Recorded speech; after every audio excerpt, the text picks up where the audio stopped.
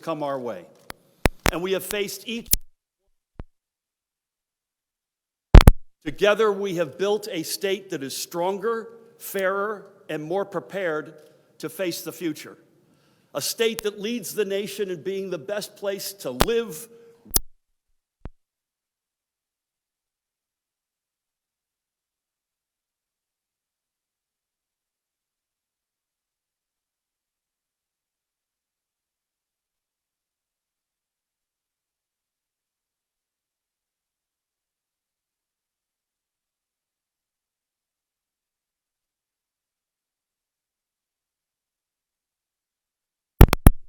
by raising wages for working New Jerseyans and bringing new industries and new jobs to every corner of our state.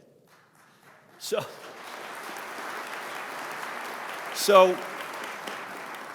as I stand before you today, I am honored to report that the state of New Jersey is strong, ascendant, and ready for our greatest chapter yet. And though we have come far over the past 7 years, let me be absolutely clear, our jobs are not done, not by a long shot. And during this final chapter of our journey, our absolute top priority, as it has been, I might add, since day one, is delivering economic security and opportunity to every New Jerseyan. But this noble goal demands constant dedication and unwavering commitment. So to all of our neighbors in New Jersey who feel as though they have been forgotten, I give you my word. We are going to spend every minute we have left fighting for you and for your economic future.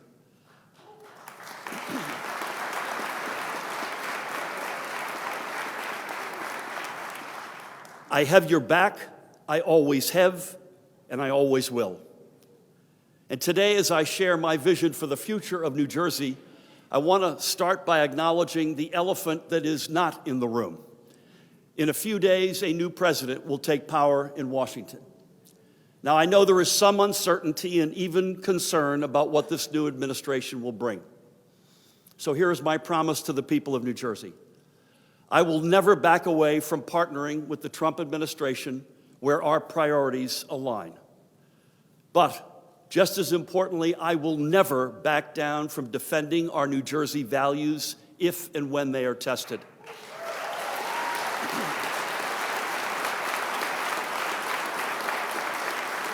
After all, to borrow a phrase from a former Trenton area bartender, the great Jon Stewart, and I quote him, "If you don't stick to your values when they're being tested, they're not values.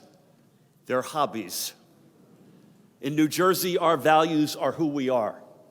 So if you respect us, we will respect you in kind, and we will always work together in good faith. But if you try to attack our people or our values without cause, make no mistake, we will fight back even harder.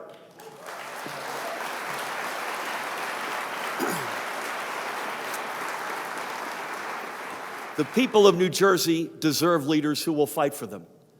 And that is especially true at a time when millions of our neighbors are feeling anxious and unsure about their economic future.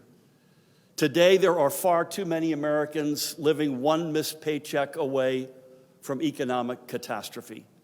And New Jersey is no exception. It is a reality that keeps parents up at night and keeps the American dream out of reach.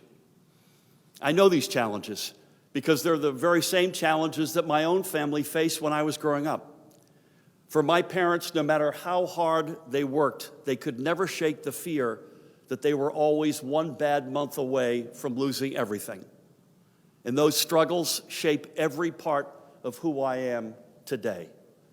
Because over the course of my own life, I have been blessed through hard work and a whole lot of luck to climb the ladder of opportunity and achieve my very own American dream. And the reason I ran for this office in the first place was to help every New Jerseyan achieve their own American dream. That has been the singular goal of our administration, building a stronger and fairer economy for our educators, our caregivers, our entrepreneurs, our veterans, and everyone who keeps our state moving forward.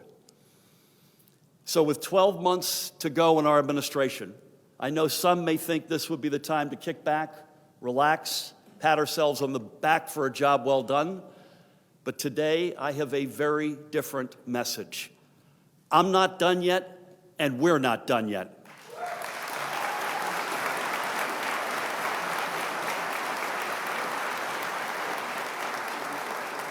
We're not done yet when it comes to fighting for the working people of our state.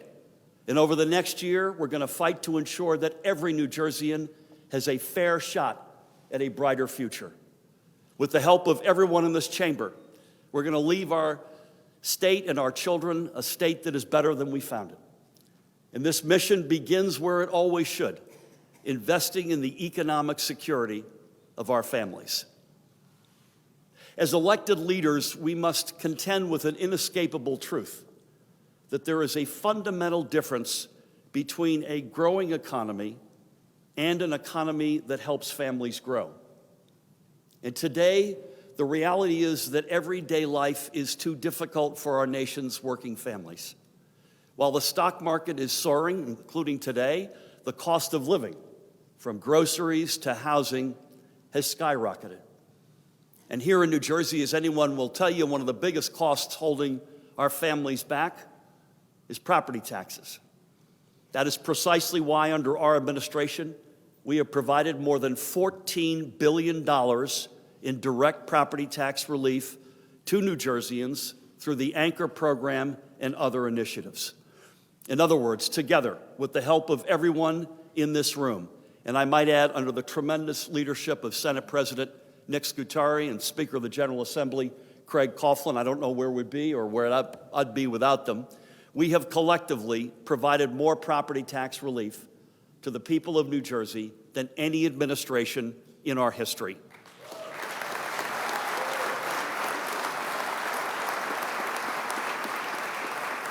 But property taxes are just one source of economic stress for our families, especially those that earn just enough money to survive. When we entered office, there were hundreds of thousands of New Jerseyans who were earning a minimum wage that was nothing more than a starvation wage. That is unjust, period. And it is why, during our first term, I worked with you all to raise our state's minimum wage. And now, as of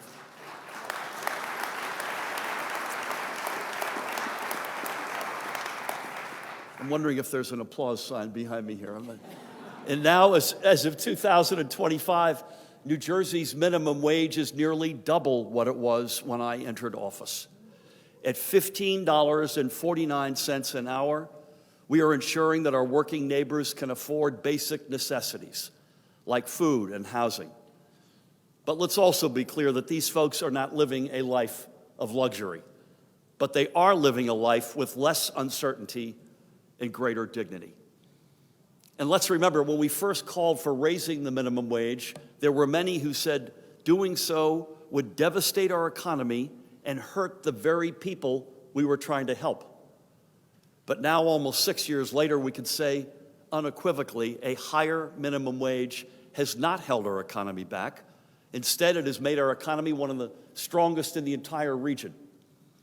That's what happens when you rebuild New Jersey's economy from the bottom up rather than the top down. A stronger working class always leads to a stronger economy for all of us.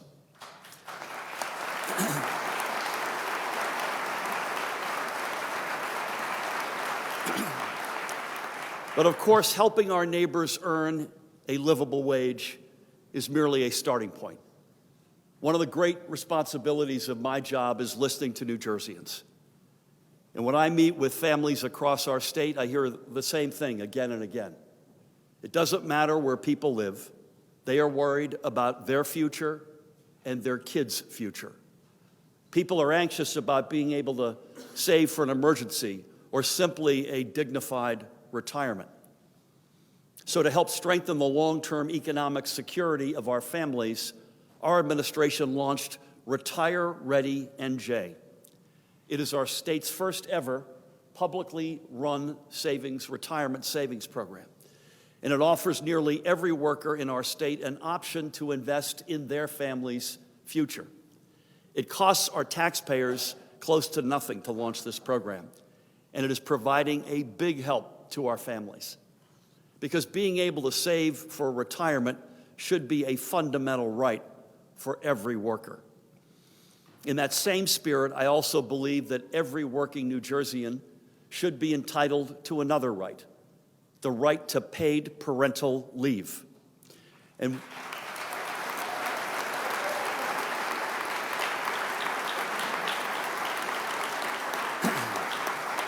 with that in mind, I am proud to announce that our administration will be taking a new step as part of First Lady Tammy Murphy's Nurture NJ initiative to strengthen the economic security of our state's families.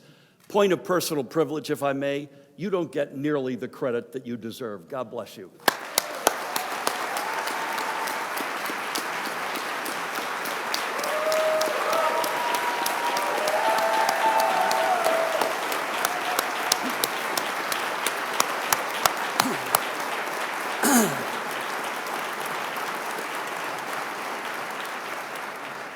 I slipped everybody at 20. Love you. Starting this year, we will introduce a new paid parental leave policy for the tens of thousands of public servants who work in state government. This will ensure that these workers can continue earning a full salary while caring for a newborn during one of the most crucial stages of development.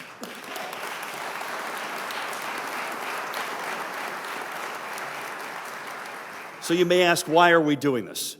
Because nobody should ever have to sacrifice their economic security in order to be a present and engaged parent.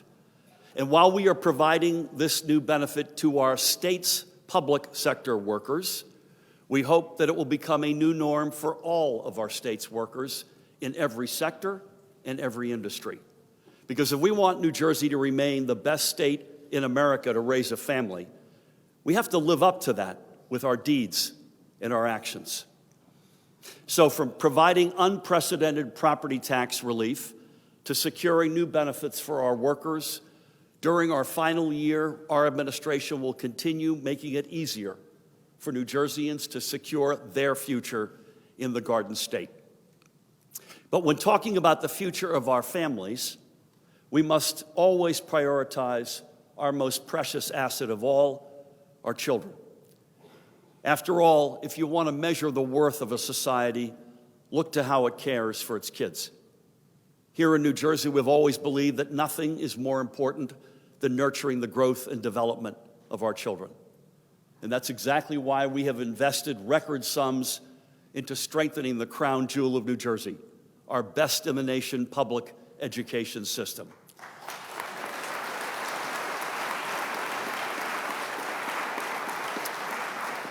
With our most recent budget, we became the first administration in history to fully fund New Jersey's school funding formula. That means that we are directing more money to our school districts than ever before, especially those that have been historically underfunded. And at the same time, we're saving taxpayers money, because every dollar that the state spends on public education is a dollar our families and seniors get to save in property taxes. But when it comes to caring for our children, we're not done yet. Today, I'm announcing a suite of new proposals, each crafted to support our children at every stage of life, from the cradle to the college campus and beyond. When I first ran for this office, I set the goal of putting New Jersey on a path to free, universal pre-K. And with the help of each of you, especially Senate Majority Leader Teresa Ruiz and Assembly Members Andrea Katz and Sterling Stanley, we have done just that. And this year, we will not only move forward in reaching this goal, I'm also going to work with you all to enact a new proposal requiring school districts to provide full-day kindergarten in the communities that still lack it.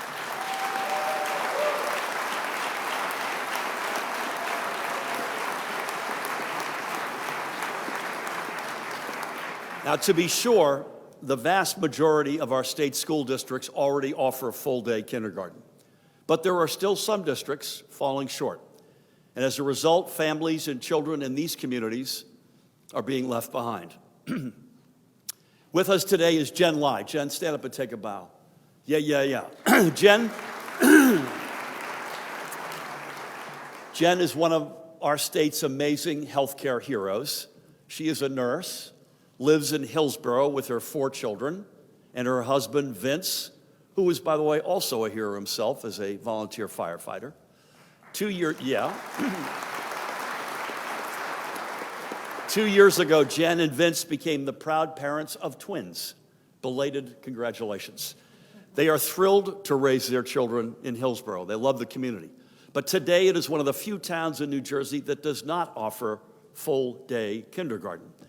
So I believe that Jen and Vince's children deserve every opportunity in the world. And by ensuring that we can enjoy a full day in the classroom importantly early in their academic life, we will set them and every child on a path to lifelong success. And let's remember, this is not just an educational investment.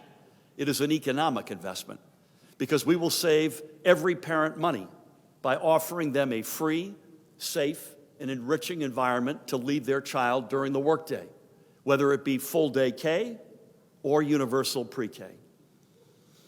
And when we talk about setting our children on a path to lifelong success, we must also ensure that our students are getting the most out of the classroom.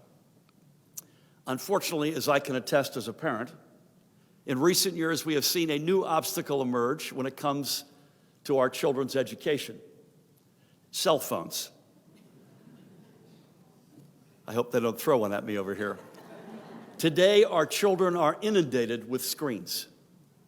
And if you ask just about any educator, they will tell you that mobile devices are a distraction in the classroom, that they are fueling a rise in cyberbullying, and they are making it incredibly difficult for our kids not only to learn, but to retain the substance of what they learn.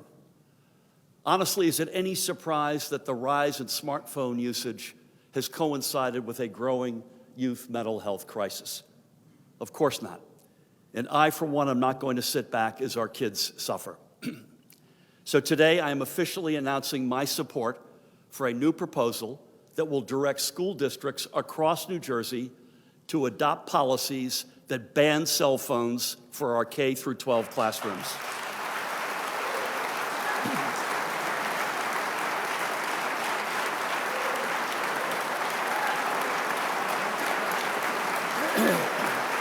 Okay? Nice flower.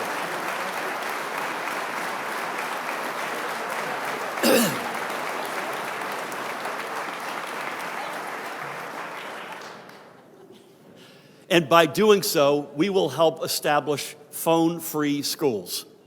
I want to thank Senator Paul Moriarty and Assemblywoman Rosie Begoli for their leadership on this issue.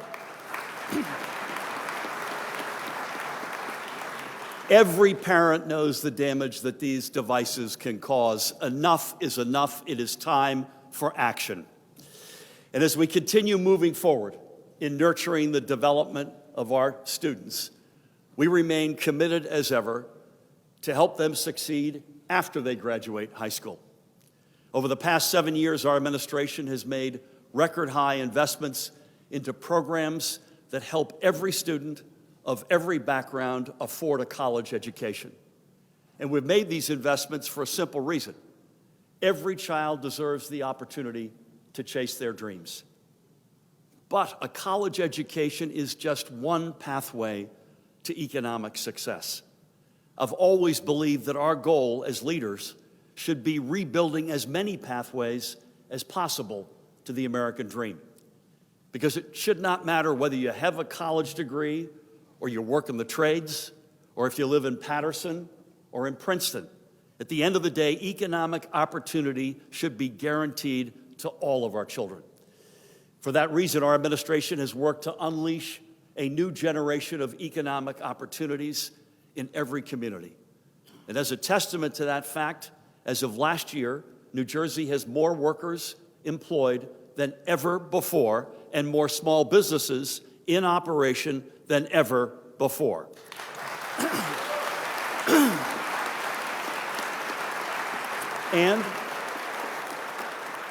And while I'm at it, I might add that we are growing and fast. In fact, over the past year, New Jersey has emerged as one of the top 10 fastest growing states in the country. And we are only one of 2 states in the entire Northeast to make the list. Apparently, there are more moving vans coming into New Jersey than leaving. Sorry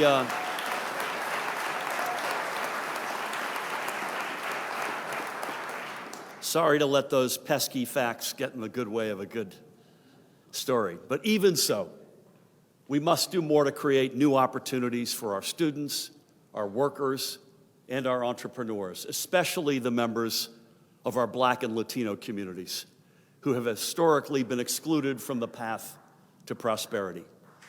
And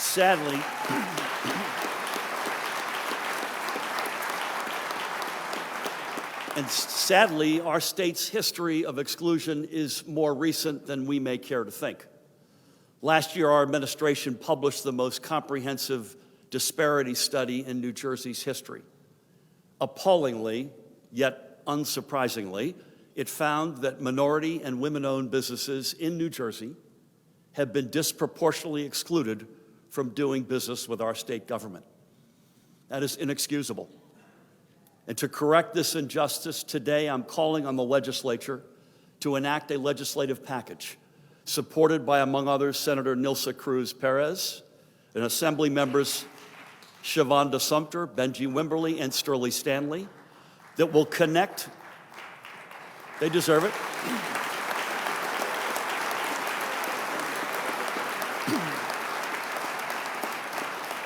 that will connect our state's family-owned businesses with new public contracting opportunities. And taking this step is not just about addressing a legacy of exclusion. It's also about ensuring that we give a leg up to our local small business owners instead of leaving them behind. With us today is one of our state's phenomenal business owners, Brian Grant. Brian, stand up and take a bow.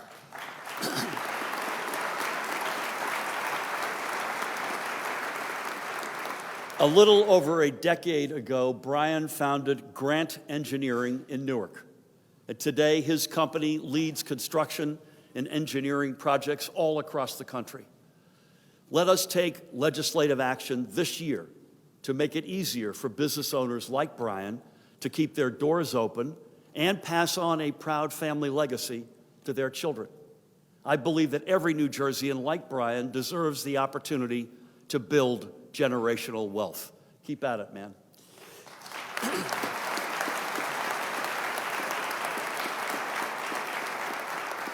And we all know this, but one of the biggest barriers our families face when it comes to building wealth is the skyrocketing costs of housing. And that is why last year our administration worked with all of you to pass the most sweeping affordable housing legislation in more than 40 years.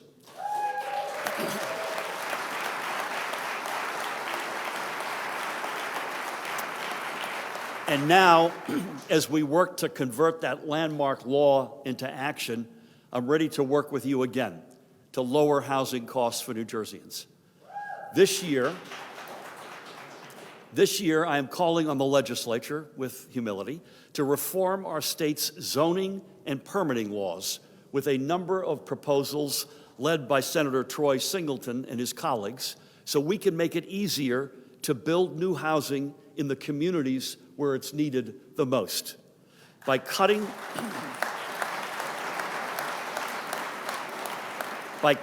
red tape and easing outdated restrictions, we can build potentially thousands of new affordable housing units over the next decade.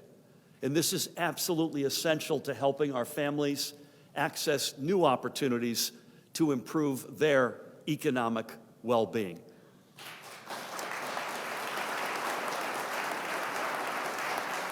And on the topic of helping New Jerseyans access new economic opportunities, let's remember that we all rely on the same literal framework to get us where we need to go: our infrastructure. Under our administration, New Jersey has embarked on a historic undertaking to both rebuild and reimagine our entire transportation system. We have created new dedicated funding streams to support the future of NJ Transit. And by the way, we didn't mooch off our neighbors to meet our fiscal needs.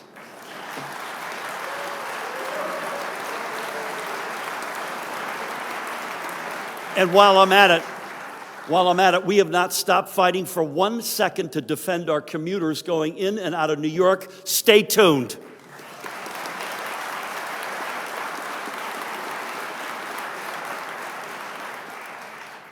Had to get that off my chest.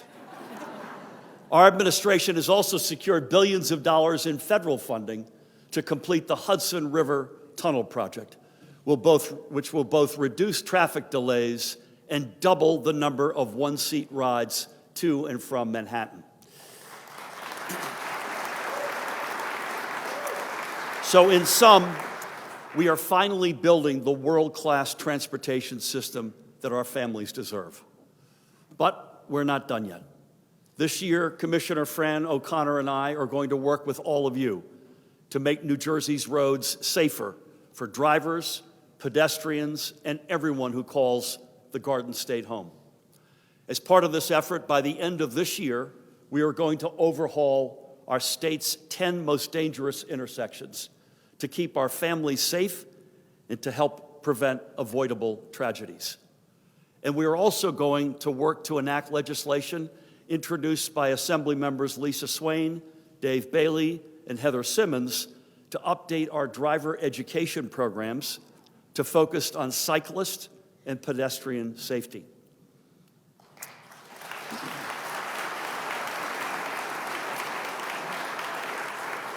With us today is Sangeeta Badlani. Sangeeta, do you mind standing? God bless you. And your husband, Sunil, is with you as well. Sunil, great to have you as well. Sangeeta and Sunil are founders of the Nikhil Badlani Foundation and Families for Safe Streets, New Jersey. In 2011, Sangeeta's and Sunil's precious son, Nikhil, tragically lost his life in a car crash. He was just 11 years old. Nikhil was a tremendously gifted student, a Boy Scout, and a passionate musician. He should be still with us today. In Nikhil's honor, we must now enact policies that protect our children and make our transportation system safer and more reliable for everyone. Sangeeta, Sunil, God bless you and your little boy.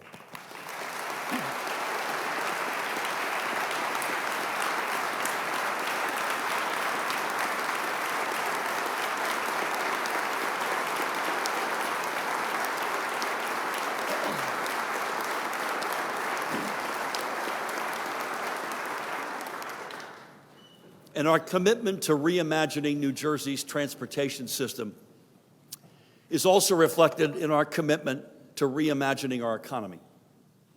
In fact, one of the hallmarks of our administration has been restoring our state's reputation as a bedrock for revolutionary innovation.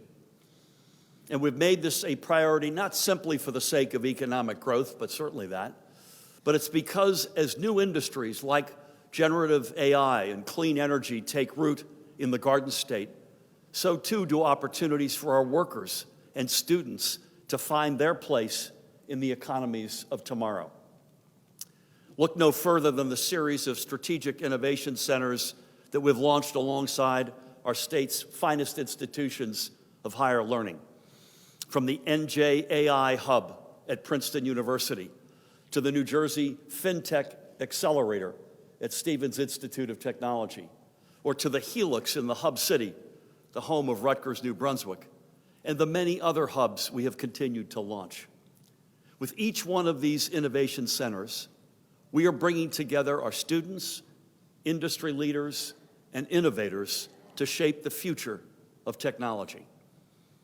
And unlike previous generations of leaders who made decisions based only on the here and now, we are proud to be building not just the New Jersey of 2025, but the New Jersey of 2035 and beyond.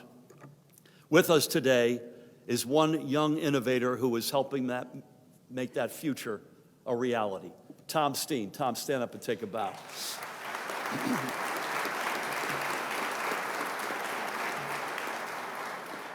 Tom is way cool, by the way.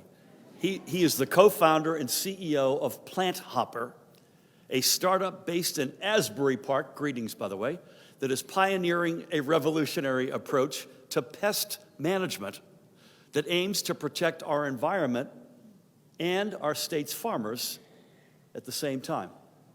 Tom is also a member of New Jersey's first ever class of Innovation Fellows. With this program, Tom and dozens of his fellow first-time innovators are receiving direct funding from the New Jersey Economic Development Authority to turn their game-changing ideas into commercially viable ventures. And I want to thank the EDA's CEO, Tim Sullivan, and his entire team for their leadership.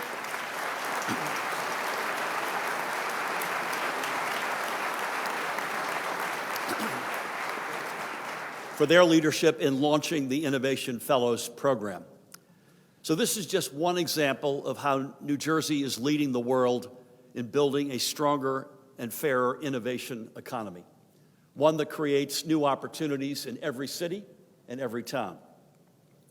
And while these particular initiatives represent new endeavors for New Jersey, the fact is innovation has always been at the heart of who we are. And I believe we should apply that same spirit of innovation to how we solve problems on behalf of the people we serve. In that spirit, today, I'm asking you all to send to my desk legislation sponsored by Senator Pat Dignan and Assemblyman, I think we got Assemblywoman Annette Quijano, that will allow every New Jerseyan to obtain mobile driver's licenses and IDs accessible from their smartphone. This is just common sense.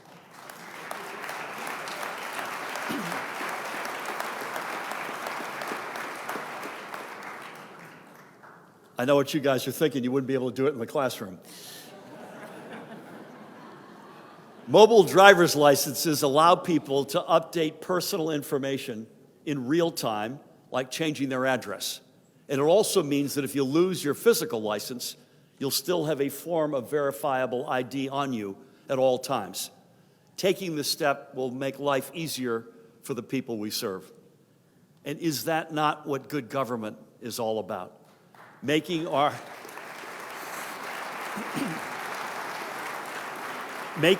institutions more responsive to the needs of New Jerseyans, and listening when people speak up and bring new issues to our attention. To that point, I want to acknowledge somebody who is in the audience today. His name is Jack Curtis. He's a retired school principal from Mendham Township. Jack, stand up and take a bow.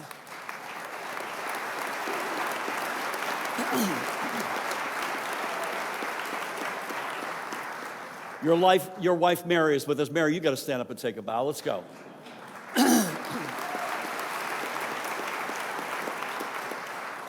Now, I first got to know Jack when he called into my Ask Governor Murphy radio show, which I know you all listen to religiously. He reached out to voice his concerns about a loophole in our state's tax code. So I invited him to meet with me in my office. Mary came along to keep the conversation going. And I invited Jack to join us today to thank him, because he has raised our attention to a flaw in New Jersey's farmland assessment tax system that allows the wealthiest among us to avoid paying their fair share. That's wrong. If our state's law enforcement officers, veterans, nurses, and other working people are paying their fair share, so too should those at the top of the economic ladder. So this year, I am calling on the legislature to reform New Jersey's tax system with a proposal led by Senator Joe Panaccio and Assemblywoman Ora Dunn to eliminate this flaw once and for all. Now, this topic may seem obscure, but it matters. It shows that we are listening when the people of New Jersey speak up. And at the end of the day, taking this step will ensure our tax system is stronger and fairer for everyone.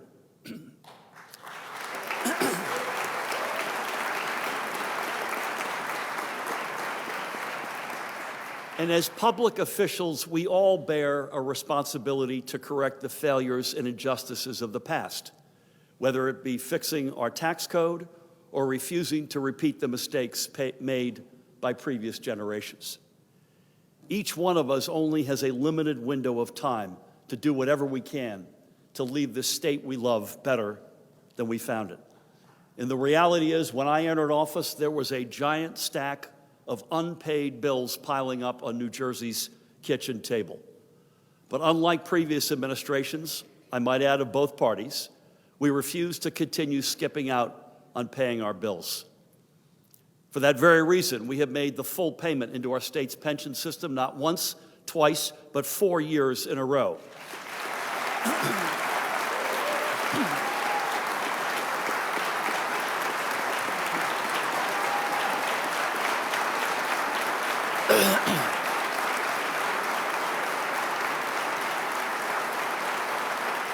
And I might add, for the first time in a quarter century, we've also restored full funding for our public education system, our public transit system, and other vital public programs on which our families rely. And by keeping these promises, we have also restored trust in Trenton's fiscal leadership.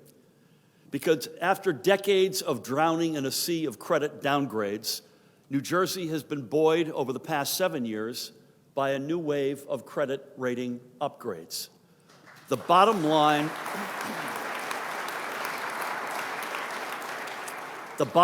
is this: we are paying our debts and we're keeping our promises. And yet, despite this historic progress, I know there are some who say they'd rather go back to the budgets of yesterday, that they would rather go back to the days when New Jersey kicked the can down the road. They claim it's cheaper that way. And these same voices complain that the budget today is bigger than it was when we took office. Well, they're right, yes, the budget is bigger, because that's what happens when you finally pay your bills and you actually meet your obligation to the people.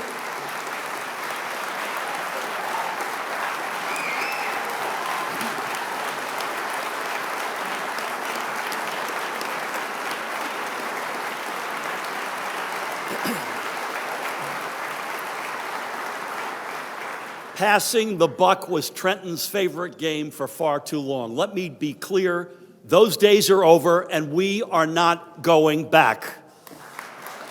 Because you know what happens when you abandon your responsibility to New Jerseyans? People get hurt. So to those of you running around complaining about our administration's spending priorities, why don't you level with the people of New Jersey? By the way, they're watching. Why don't you turn around and face our teachers, our police officers, our firefighters, and tell all the hardworking people who serve our state that you want to defund their pensions and deny them their hard-earned retirement. Or why don't you tell our state's parents that you want to defund our schools and deprive our children of the education they deserve? And by the way, at the same time, make our families pay more in property taxes. Or tell commuters which road you won't fix, or the train that you won't upgrade. Or tell all the women seeking essential health care, whether it's a mammogram or an ultrasound, that you're willing to defund Planned Parenthood just like the last administration did.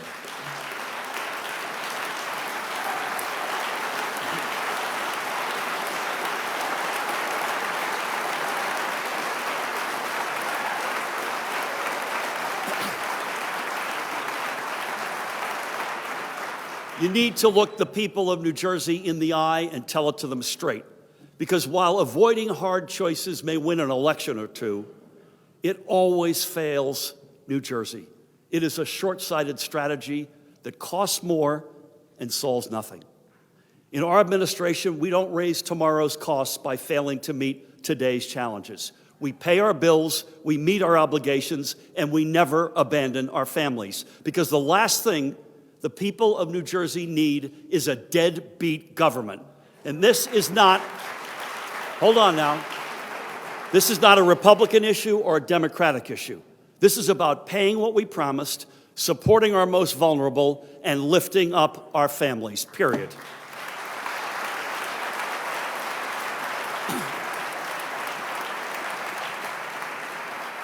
And when we talk about lifting up our state's families, I mean every family. Because one of our most sacred responsibilities as leaders is protecting the fundamental rights and freedoms of every New Jerseyan. That means enacting laws that will ensure our rights are secure, no matter who's in the White House or who controls Congress.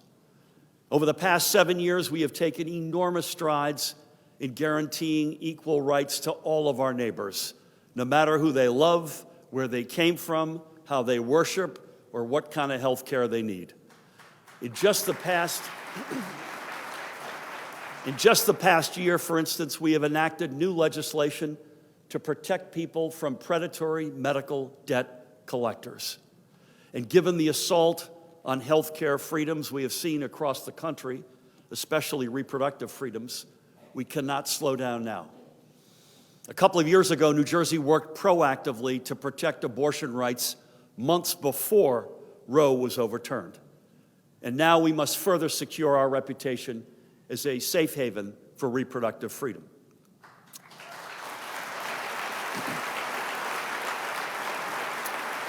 First, I am again calling on the legislature to pass a law that will scrap out-of-pocket costs for abortion procedures. And I want to thank Senate Majority Leader Teresa Ruiz and Assemblywomen Shanique Spate and Lisa Swain for their leadership on this proposal.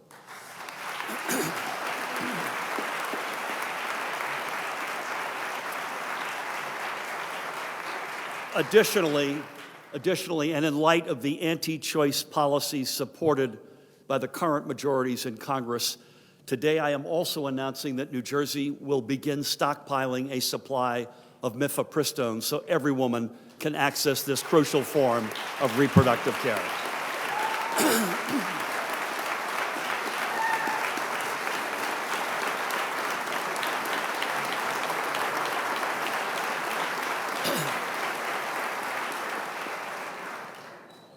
When it comes to protecting fundamental rights, I will not give an inch. And that same commitment also applies to the next generation and the generations yet to come, all of whom are entitled to a safe, healthy, and livable planet. One of our administration's proudest accomplishments has been making generational progress in protecting our environment. But despite how far we have come, we cannot escape the reality that climate change looms larger by the day. Just a few months ago, New Jersey saw its driest fall season in recorded history, which fueled a series of life-threatening wildfires and pushed our water supply to dangerously low levels. And look at the drought-driven disaster that has befallen Los Angeles.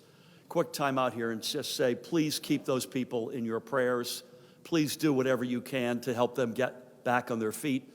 Colonel Callahan and the team and I have reached out to the highest levels in California, the White House, FEMA, to offer our services. I don't know what role we will play, but I know at the end of the day, either in the short term or the long term, Jersey will be there for them. Again, I ask you to keep these folks in your prayers and do something if you can. As you know, our administration has already set one of the most ambitious clean energy goals in the entire country, running New Jersey on 100% clean energy by the year 2025.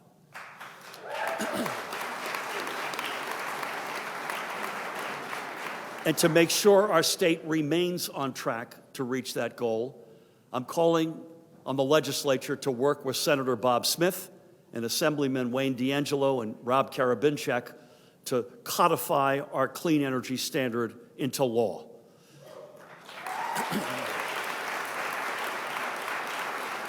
And taking this step is not merely, although it is, about reducing our reliance on fossil fuels. This is also about securing our state's energy independence and creating good-paying union jobs in the clean energy industries that will power our future. And just as the people of New Jersey are entitled to a safe, livable planet, they're also entitled to the most fundamental right we have as Americans, the right to vote.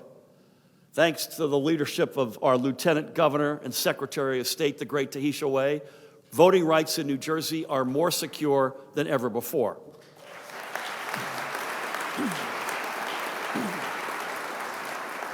But even so, we have more work to do to expand access to the ballot box. First, it is time to pass legislation introduced by Senator Raj Mukherjee and Assemblywoman Verlina Reynolds-Jackson to my left, Trenton's own, that will make same-day voter registration a reality in the Garden State.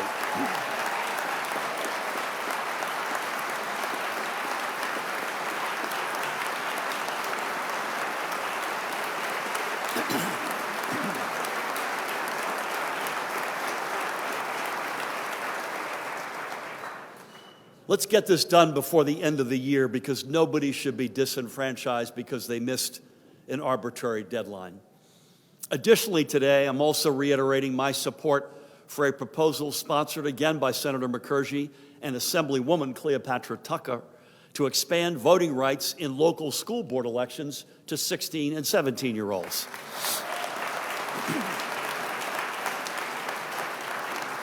Cities like Newark are already doing this, and it's time we did it statewide.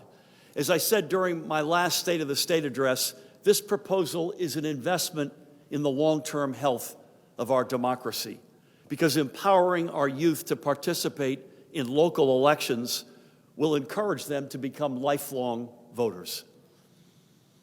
And of course, if we want to live up to our nation's foundational promise of liberty and justice for all, we must do more than just protect our fundamental freedoms. Living up to the American promise also demands that we reform a criminal justice system that has failed generations of families. And in recent years, I'm proud to say we have done just that. And we have proven together that we can build a fairer justice system and strengthen public safety at the same time. Just days ago, we received word that last year, New Jersey saw its lowest number of shootings in recorded history.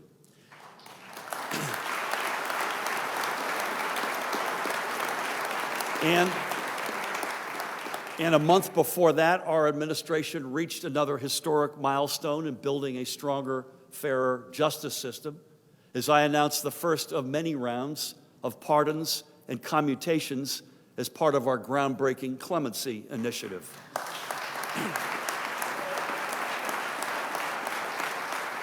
With this initiative, we have created a process for granting clemency not based on whether an individual is connected to those in power, but based on fairness and impartiality. Every single one of the 33 people I pardoned last month has earned their second chance. And one of them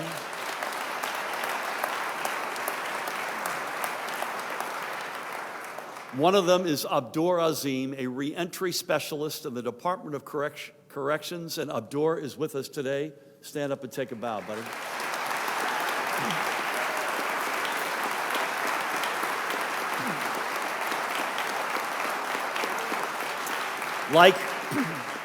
Like many, Abdur made some mistakes early in his life, but he did his time, and he then dedicated himself to giving back to his fellow New Jerseyans. And Abdur's story is just one example of how we are working to live up to New Jersey's reputation as the state for second chances. God bless you, man.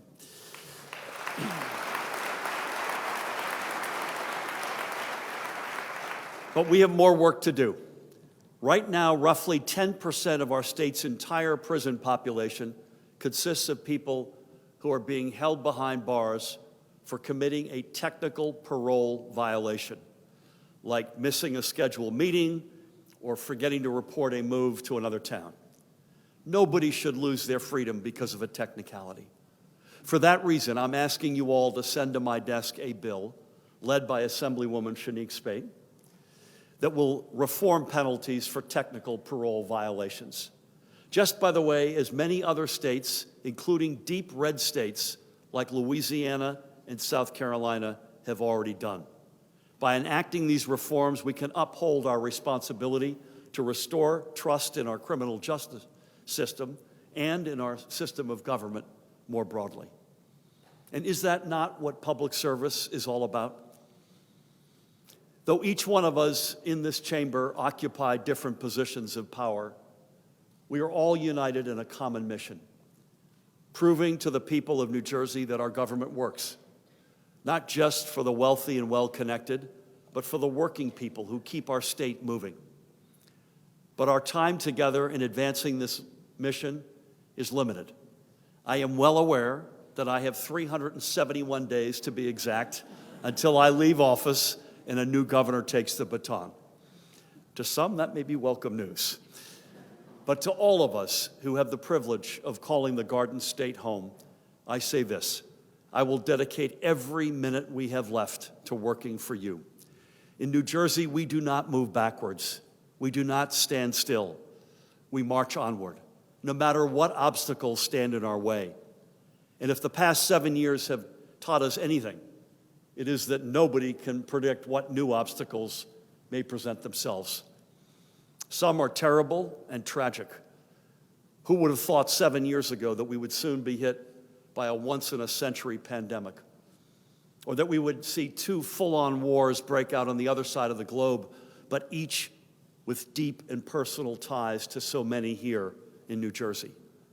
Or that we would see the highest rate of inflation in over 40 years? But in the midst of these unforeseen challenges, we've also scored victories that few could have ever predicted. I mean, who would have thought 7 years ago that New Jersey would soon become the entertainment capital of America with the help of household names like Netflix? Or that we would, easy now, or that we would reemerge, got to keep my family going here, or that we would reemerge as the medicine chest to the world with more engineers and scientists per capita than anywhere else on the planet.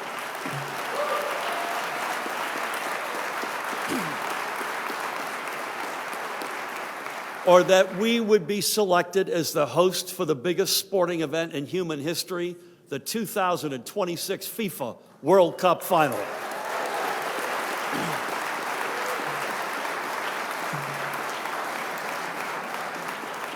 It all goes to show that from the good to the bad, you can never predict the future. Instead, to borrow an old phrase that we understand Abraham Lincoln used a lot, and I quote, "The best way to predict the future is to create it." And it is thanks to everyone in this chamber today, to the members of our administration, and most importantly, the people of New Jersey, that together we have created a state that is better than the one we inherited 7 years ago. And it is not because we have solved all of our problems, because we haven't, or that we have even had all the right answers. It's because we've remained devoted to our Jersey values. We have worked our tails off, and we have dared to dream big. We've demonstrated the value of having cooler heads at the helm. Because in a world where uncertainty is the new norm, clear thinking, fact-based leadership, and good faith collaboration will be our salvation. And that is how we will keep leading during our final year, with an unshakable determination to better the lives of the people we serve. So over the next 12 months, I challenge all of us to live and breathe a simple yet bold mission: to fight to ensure that every one of our neighbors is economically secure enough to make their future in the Garden State; to fight for every parent struggling to afford the cost of groceries, gas, housing, and a college education; to fight for every child's fundamental right to a bright, prosperous future, and every worker's right to a dignified retirement; and to fight relentlessly to ensure that our laws protect our most vulnerable just as well as they protect our most powerful. Because the vision has always been a stronger and fairer New Jersey, nothing less. In 7 years as your governor, I've come to understand so much about our state. We don't try, we triumph. We don't waver, we win. And we don't settle, we soar. So again, I say, I'm not done yet, we're not done yet, and New Jersey is just getting started. And together, we're going to show the world what it means to be the best place to live, work, and raise a family. We're going to show the world that New Jersey is the state where big dreams come true. We're from Jersey, baby. We never slow down. And together we're going to run through the tape. Thank you all so much. God bless you all and your families. And may God continue to bless the great state of New Jersey and the United States of America.